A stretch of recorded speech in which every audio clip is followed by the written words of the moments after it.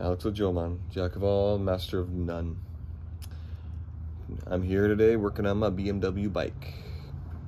20 plus years old. It's still, well, yeah, it was still running. I had it out for a couple mile run before something felt off and need to take a look. So, bike, handlebars up there, truck in the distance, lawnmower. Never mind that. Mowing season. There's the rear tire.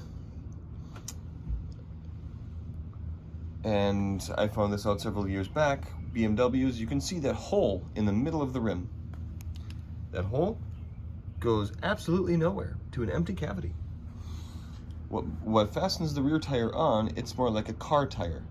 Those 4 holes you see, they fasten through the rotor mount into the final drive unit. As you can see, 4 large holes with a spacer piece right here and 4 lug bolts.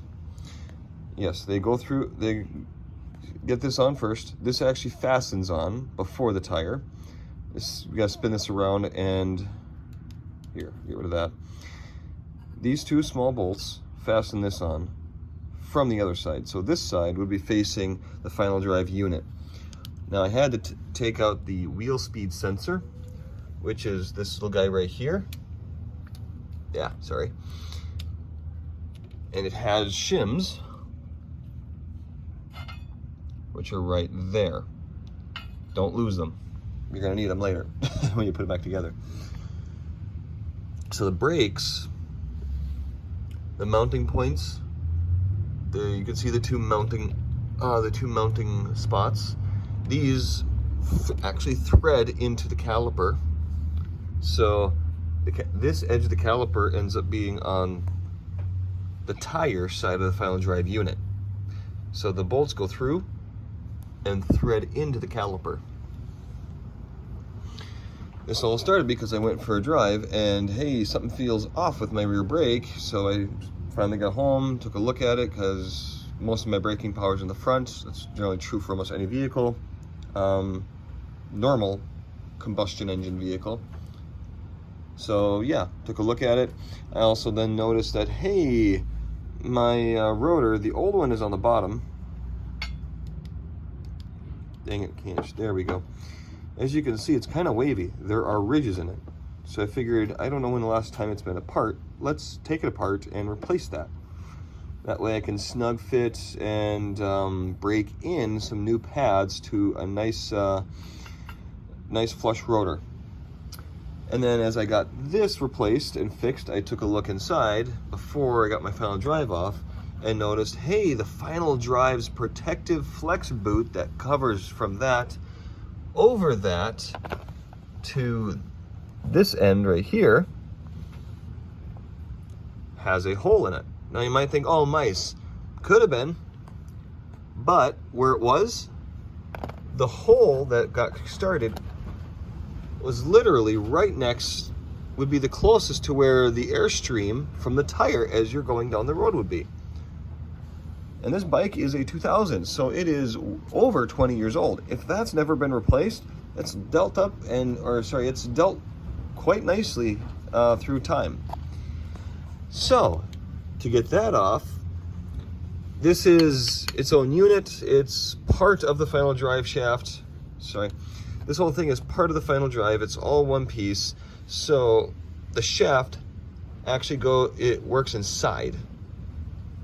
And then as you can see right there, you got the start or the rest of the final drive coming through and the receiving end to the final drive unit itself.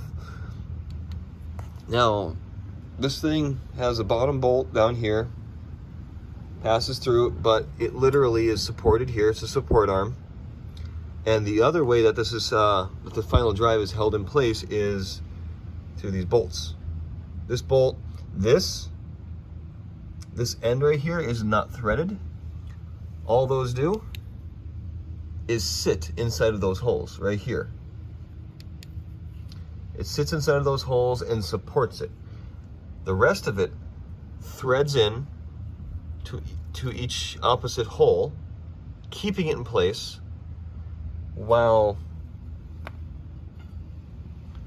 these guys, all they do, threads in and make sure that this stud, like it's like a roll pin, placement centering pin, but it's meant to actually slide in and hold it in place, hold it up, hold it centered on the other drive shaft. So later on I'm going to clean this up, but I wanted to get the boot off so that I could get the right diameter coming from the drive shaft going to the rear, the final drive unit. And I cannot just guess. I can do some math for measuring, but either way, if I want to fix it, I gotta take it off to get the new one on. So that's the fun right now. I'd like to get this thing up and going. It's already June's, but we'll see what happens because I got plenty more on my plate. We'll see how this goes. Though I am grateful for two things. A, my mom, for the simple fact that she's allowed me to use her garage. Very kind of her in that manner. The other simple manner is that these are designed like car tires. Not take off the lug nuts, but take off the lug bolts. The tire literally comes right off. Get it up in the air, undo those bolts, tire slides off. It's like, holy crud. I think there was something in the way. Oh, that's right. It helps to get the caliper out of the way. Because though everything else, there's space for it, there's not entirely space between the muffler here and when the caliper's on, there's not a whole lot of space for the wheel. The thickness overall from outside edge to outside edge, there's not a whole lot of space for that to squeeze through. If you can, you're probably pulling it really hard. But just take the caliper off, which obviously for the final drive unit to come off, you gotta take the caliper off, you gotta take the wheel speed sensor off. Again, don't lose the shims. Apparently it helps to keep it accurate in its proximity to this ring gear. So,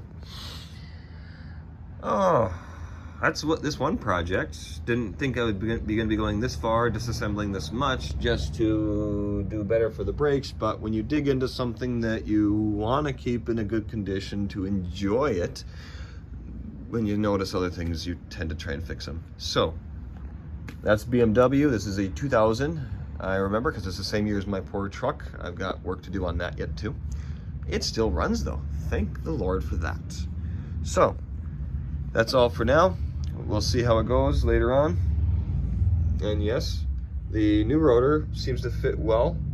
I haven't been able to put it in yet because once I got that replaced onto the plate that fastens on, then I had noticed that issue.